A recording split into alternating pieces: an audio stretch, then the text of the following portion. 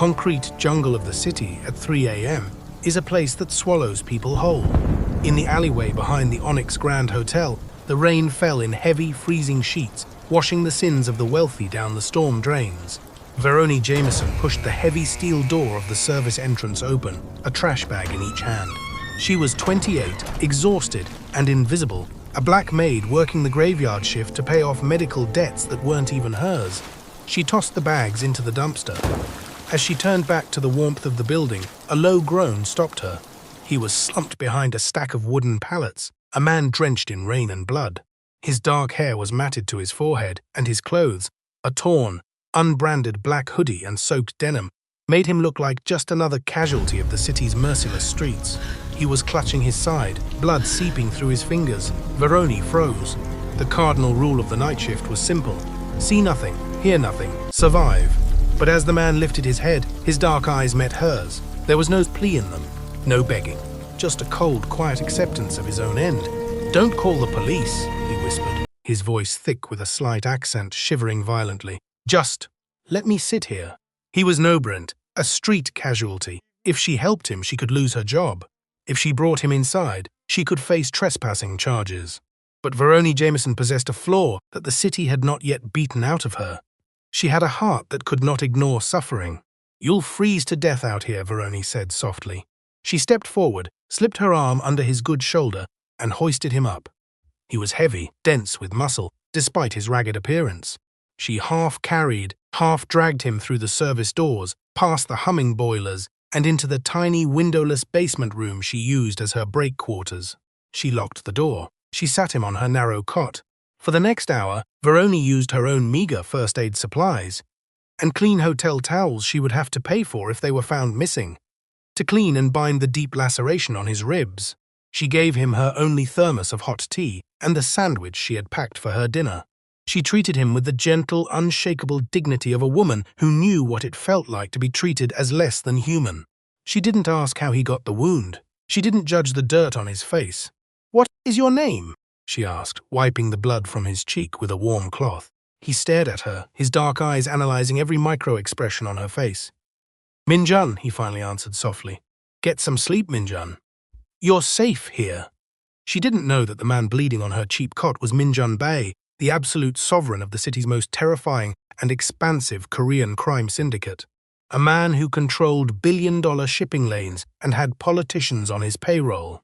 Stripped of his tailored suits and his army of enforcers after a violent coup attempt, he was a king disguised as a beggar. And for the first time in his life, someone was showing him mercy that had no price tag attached. By 7 a.m., the hotel was awake, and the basement corridors buzzed with the morning shift. Veroni had draped Minjun in an oversized grey maintenance jumper she'd found in the laundry to hide his torn clothes. She was guiding him toward the rear service exit when the sharp, echoing click of designer heels filled the hallway. Bada descended the stairs. She was the daughter of a rival syndicate boss, draped in a bespoke silk trench coat, touring the property her family was aggressively trying to purchase. She was accompanied by the hotel manager, who was sweating profusely. Bada stopped dead in the hallway, wrinkling her nose as if she had stepped in something vile. Her eyes dragged over Minjun, who was leaning heavily against the wall, head down, the grey jumper swallowing his frame. "What is this?" Bada snapped, her voice dripping with absolute contempt. "Are we running a shelter now? Is this the standard of the Onyx?" "Ma'am, I apologize," the manager stammered. He's just a temporary hire." Bada stepped closer to Minjun. She didn't recognize the apex predator of her world buried under the dirt and the cheap polyester. She saw only a target for her cruelty. "He smells like the gutter. Move out of my way, trash." She raised her hand, entirely prepared to shove him aside. Before her manicured fingers could touch him, Veroni stepped directly into the space between them. She placed her own body as a shield over Minjun. "Excuse me, miss," Veroni said, her voice completely steady, absorbing the venom. "He is with me. He's sick today. We are leaving right now." "I apologize for the inconvenience," Bada sneered, looking Veroni up and down. "Animals protecting animals. Get this filth out of my sight before I have you both arrested." Behind Veroni, Minjun's posture shifted. The exhausted vagrant vanished for a microsecond. His jaw locked and his eyes burned with a lethal, icy fury directed entirely at Bada. He shifted his weight, his hand twitching. the muscle memory of a man about to snap a spine. But Veroni gently reached back, her warm fingers wrapping around Minjun's rigid wrist. She gave it a soft, grounding squeeze. "Let it go," the touch said. "She's not worth it." Minjun looked down at the small, calloused hand holding his. The lethal tension drained from his shoulders. He allowed Veroni to guide him away, accepting the humiliation purely because the woman leading him had asked him to. "Pause right here. Look at what just happened." She took the heat. She swallowed her pride to protect a man she believes has absolutely nothing to offer her. Have you ever treated someone right when everyone else walked past them? Have you ever stood up for someone who couldn't stand up for themselves? Subscribe right now, because what this disguised king is about to do to the people who underestimated her will show you exactly why that choice always matters. Let's get back to the basement. Over the next 48 hours, Minjun stayed hidden in Veroni's cramped service quarters while the city above them tore itself apart, searching for his body. Veroni smuggled him food and brought him clean bandages. But a woman who survives the night shift in the city pays attention to details, and the details of Minjun were not adding up. It started with a dropped glass. Veroni had bumped a heavy water tumbler off the edge of the metal table. It was falling fast, destined to shatter. Minjun, who had been lying down, didn't just catch it. His hand snapped out with terrifying, imperceptible speed, snatching the glass an inch from the concrete floor without spilling a single drop. His eyes never leaving the book he was holding. Then there was his posture. When the heavy footsteps of the security guards echoed past the door, Minjun didn't cower like a frightened vagrant. He squared his shoulders, his breathing slowed, and his eyes immediately tracked the structural weak points of the room. He moved with the silent, deliberate geometry of a military asset. On the second night, she found him standing by the tiny air vent, listening to the muffled sounds of the street. "The perimeter is compromised," he murmured to himself. The English was flawless, the accent was gone. The voice belonged to a man used to giving orders that ended lives. Veroni filed these cracks in his disguise away. She felt the chill of intuition telling her this man was dangerous. But when he turned to look at her, his eyes softened, returning to the quiet, respectful demeanor he only ever showed her. She didn't ask questions. She just handed him his dinner. The illusion shattered at midnight. The rival syndicate had tracked the blood trail to the Onyx Grand. Veroni was in her room, changing out the bandages on Minjun's ribs when the heavy steel door of the service corridor boomed under a massive impact. Footsteps, heavy synchronized combat boots. "Check the basement rooms," a voice barked in Korean. Minjun's head snapped toward the door. The softness vanished. The predator awoke. "Veroni, get behind me." Before he could stand, the door to her quarters was kicked open, splintering the frame. 4 men in dark tactical suits spilled into the room, suppressed pistols drawn. They expected to find a dying man alone. Instead, they found Veroni Jameson. She didn't scream. She didn't run. She stepped squarely in front of Minjun, throwing her arms out, placing her own chest between the guns and the man she thought was a helpless runaway. "He stays in my room," Veroni shouted, her voice echoing off the concrete, trembling but defiant. "You have no right to be down here. I've called hotel security." The assassins paused. Then the leader laughed, a cold, mocking sound. He lowered his gun slightly. "Look at this, a maid playing shield." "Step aside, girl. You're guarding a ghost." "I said he stays." Veroni stood her ground, her chin tipped up, willing to take a bullet for a man she barely knew simply because it was the right thing to do. Behind her, Minjun exhaled a slow, heavy breath. He had seen enough. "Veroni," he said softly. He stepped out from behind her. He didn't look like a wounded vagrant anymore. As he stood to his full height, the sheer, crushing aura of his authority flooded the tiny room. The assassins stopped laughing. Their eyes widened. The guns in their hands suddenly looked very heavy. Minjun moved. It was not a fight, it was an execution of physics. In less than 20 seconds, he closed the distance. A palm strike shattered the leader's jaw. He pivoted, disarming the second man, using the stolen weapon to fracture the collarbone of the third. The fourth man dropped his gun and fell to his knees in sheer terror. The room went dead silent, save for the groans of the men on the floor. The leader, choking on his own blood, looked up at Minjun. "Forgive me, boss." Veroni stared at the carnage. She looked at the men in $1,000 tactical gear, trembling on her floor. Then she looked at the man she had been feeding half sandwiches to. The man she had shielded with her own body. He wasn't a runaway. He was the devil himself. Minjun turned to her, the violence instantly melting from his face, replaced by a desperate vulnerability. "Veroni, I can explain." "Don't." The word cracked like a whip. Veroni's hands were shaking, not from fear, but from an overwhelming, burning fury. She realized she had risked her life, her job, and her freedom for a man who owned the city. A man who had lied to her with every breath he took in her room. She found out the truth, and she's absolutely furious. Would you be? She put everything on the line for a man she thought was broken, only to find out he holds all the cards. Or would you understand why a king had to play the pauper to find someone real? Subscribe right now. Because what she does with this anger in the next 10 minutes will tell you everything about who she really is, and how this mafia boss responds will change the hierarchy of the city forever. The safe house Min-jun's loyalists secured was a $30 million penthouse overlooking the skyline.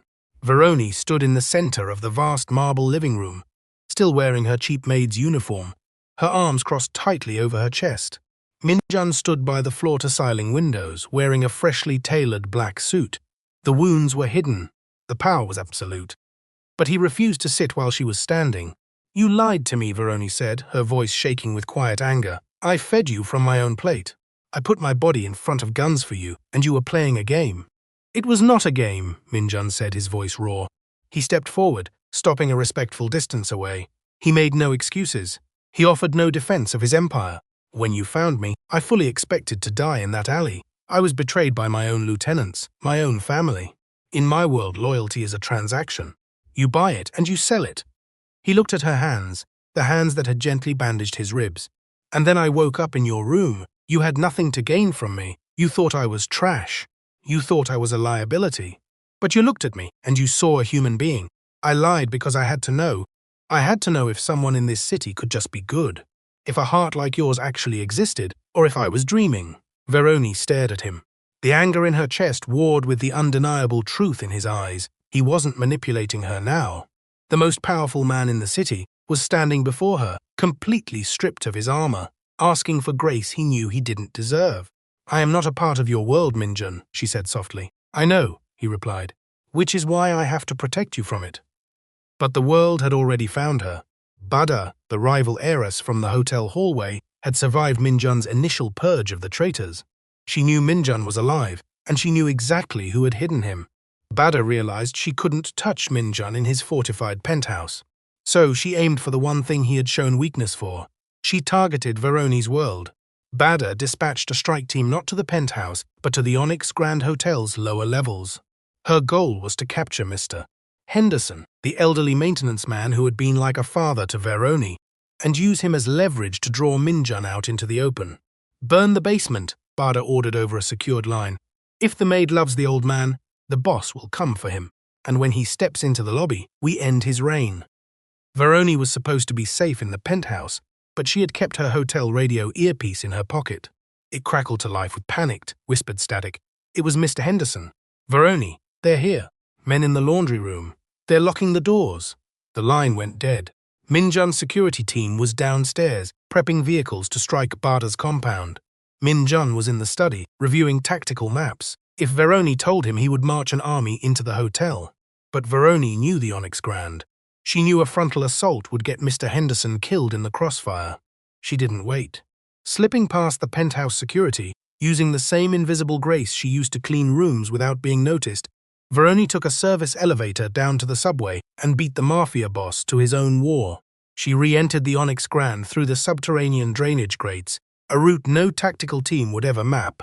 She bypassed the heavily armed men guarding the lobby by crawling through the massive commercial laundry vents. Min-jun arrived at the hotel 10 minutes later, heavily armed, walking straight into Bada's trap.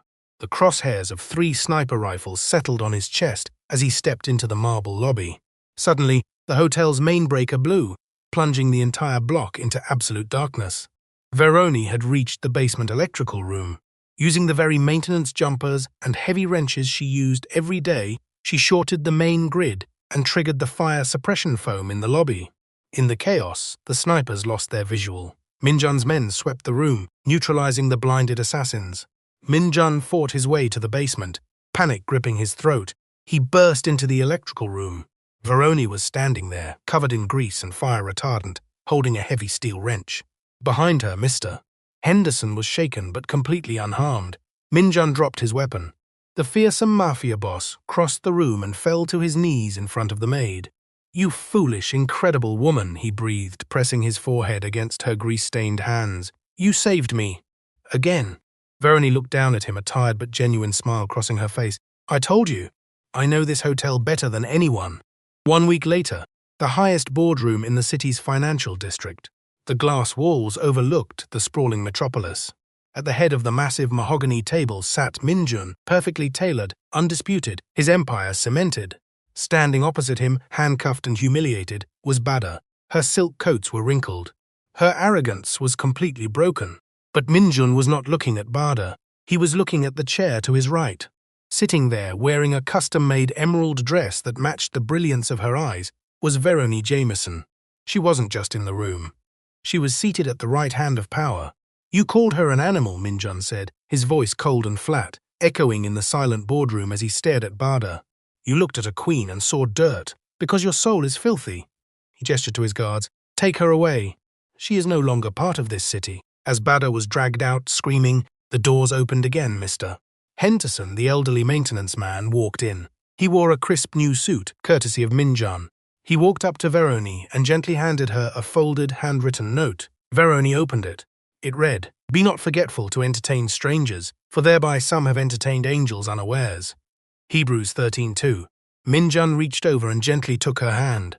The cold, ruthless boss of the Underworld had been fundamentally altered by a woman whose only weapon was her unwavering humanity.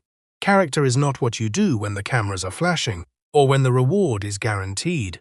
Character is exactly what you do when the person standing in front of you has absolutely nothing to offer you. It is what you do when the world tells you to walk away, and you choose to stay. Verony Jameson didn't save a king because she wanted a crown.